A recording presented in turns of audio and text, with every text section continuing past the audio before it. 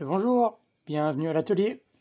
Donc aujourd'hui, je vous fais une petite vidéo pour vous faire une histoire de moulin, parce que ça faisait longtemps que j'en avais pas fait ni posté. Donc en fait, le but des histoires de moulin, c'est d'expliquer comment je fais des moulins, les outils que j'utilise, la vie de l'atelier et aussi l'évolution de mon activité. Donc aujourd'hui, ça va être sur l'évolution de l'activité. Donc en fait, quand j'ai commencé à m'intéresser à la fabrication des moulins, en fait, ils étaient tout simples. Voilà, ça c'était, les premiers que je faisais en olivier et tout simple parce que, en fait, je me servais de la bague du capuchon pour faire une bague de centrage et puis, je faisais simplement un petit trou là pour, faire la réserve. Donc ça, c'était les tout premiers. Donc ils marchaient bien aussi, hein, c'est pas le souci.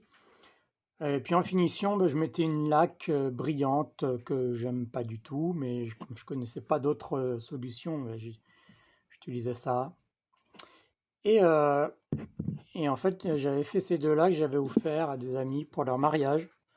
C'était les tout premiers. J'avais fait une série de 10. Ceux-là, ils étaient numérotés 1 et 2. Quand on sait que je n'offre jamais les numéros 1, eux, ils ont de la chance et donc ceux-là, ils étaient sur le même principe que celui-ci avec, la bague, la réserve petite et la bague et là, je les ai modifiés pour qu'ils soient, comme ceux que je fabrique à l'heure actuelle, donc une grosse réserve et une bague de centrage en massif. Donc là, j'ai intégré la bague à l'intérieur parce que je ne pouvais pas faire autrement. Et comme ça, et ils ont eu aussi la finition, maintenant que je fais satiner avec mon huile végétale naturelle que je fabrique et qui a un rendu qui est beaucoup plus élégant, je trouve, que ce brillant-là où à chaque fois qu'on a les doigts gras, ça se voit. Donc là, ça risque pas, comme ça nettoie. Ça nourrit le moulin naturellement.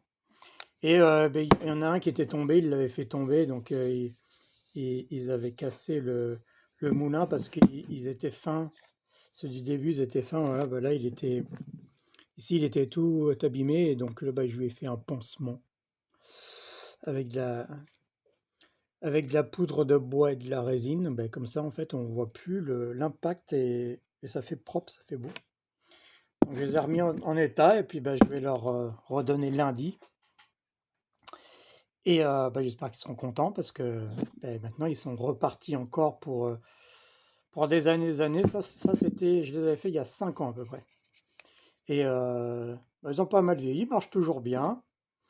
La preuve que le mécanisme, c'est un super mécanisme de qualité. Et voilà, c'était un peu pour présenter l'évolution des moulins maintenant.